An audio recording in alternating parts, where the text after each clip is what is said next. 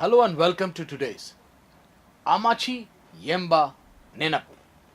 This is the movie that we are going to talk about.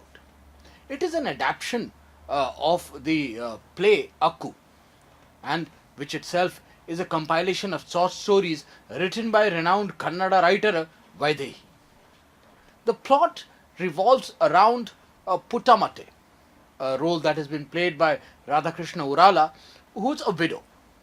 Her granddaughter Ammachi, played by Vaijayanti Adiga, is a progressive woman who is stuck in a very patriarchal kind of a society.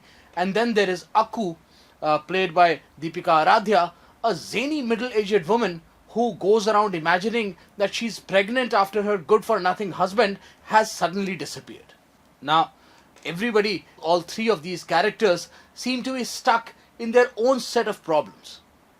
And these women, whose lives are uniquely interwoven, they aspire to fly above their circumstances. But the outside world and the patriarchal society, that is the contender. And in the most heartless and cruel way, this society tries to pin them down.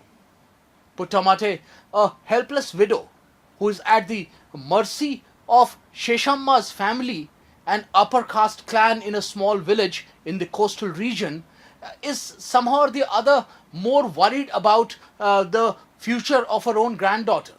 Though she doesn't want Ammachi to just settle down with any random person, the circumstances, it looks like, are not going to give her any other option. Ammachi, who is perhaps the strongest character in the film, is quite fearless. She isn't actually afraid to take on Venkatapayya, played by Raj B. Shetty, who is a shrewd man, who wants to marry Ammachi only in order to tame her. But after a rumor that spreads the village, she succumbs to his power. Akku, on the other hand, who is throughout the movie a completely different character, she makes you wonder if she's insane or if the people around her are insane. Every character in the film is absolutely unique. No two characters show the same characteristics, to be honest. Be it Puttamate narrating how she escaped from a molester using a safety pin, or the tale of a widow who brought up Puttamate. The women folk of the Sheshamma family, the kitchen conversation, and the women who are basically living amid the fear of the men. It is not even respect, and it is not even, say, reverence, it is complete fear. The jealous mother who is afraid that men would choose fair and beautiful Ammachi over her own dusky daughter. So every single character that you see in this particular movie is powerful. They have their own motivation. They may be slightly greyish, they may be negative, but every single character is very well defined. They have their own justification. But again, they are all surrendered to the scenario that is in front of them. Director Champa Shetty has managed to carefully tread between an art film and a commercial film. The movie moves from one segment to the other quite seamlessly. She deserves applause for attempting such a film. I mean, the very fact that she has attempted a story like this should be commended. Characters have been developed to suit a commercial film format, but the movie largely feels like an art film merely because perhaps there is a little fantasy to it. Whatever you see is too real, it is too stark. Naveen Kumar cinematography, I would say that is top notch, and I'm telling this time and again, good cinematography, good background music, that adds to the director's vision. Environment that is being shown in this movie, the effect, the camera, the way that it pans across characters, that really takes the movie forward. The songs are pretty powerful. The way that songs have been picturized, there is a shot of Akku behind windows, which implies how she's stuck in her own thought, is wonderfully captured. You see, every single scene, it seems like you're watching a different kind of art. Every single frame becomes a point thought. And that is the highlight of the film. Performance-wise, every character is excellent in their own way. Radhakrishna Urala as a widow is exceptionally brilliant. I mean, according to me, if you ask me, she has done the best role of her whole career.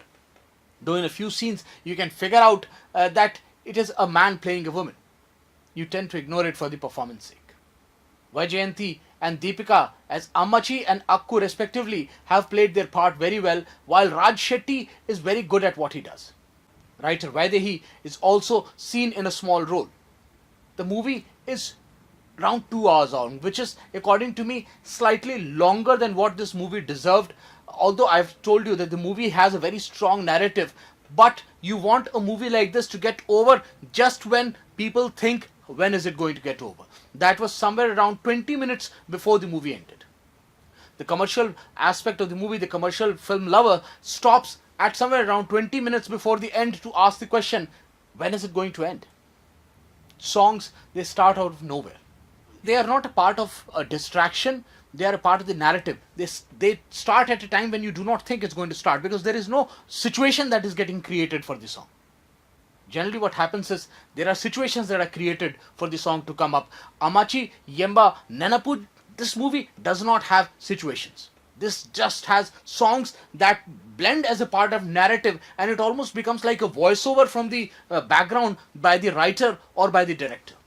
This is an experimental movie, so I would say that there are not going to be too many takers. This is not going to be one of those blockbusters, but this is still going to be quite a remarkable movie in itself, because when you see it, you are actually watching a great cinema at work. You're watching a great storytelling at work. So my suggestion is, if you really want enjoyment, please don't go ahead and watch this movie. This movie has very little to offer you when it comes down to enjoyment. But if you want to see a good cinematic experience, if you are one of those connoisseurs who can stare at a shadow getting transformed on the screen for 1.5 minutes or 2 minutes while the cameraman thinks of what to do next, in that case, this is the kind of movie that you should watch. I'm not saying this is a slow movie. This is just a movie that's a little too long, and the story is a little too short for the 2 hours that it needs to fill. So that is my verdict. I'll give it somewhere around, critically, cinematically, I would say I'll give it somewhere around 4.5 out of 5. But when it comes down to a normal critic review, when I talk about watchability of the movie, I'll give it no more than 2 points out of 5, maybe even 1.5, because this doesn't have that same public appeal, this doesn't have the same kind of mass appeal that generally movies should have. I'm Anupam Sinha, and you're watching today's. Thank you so much.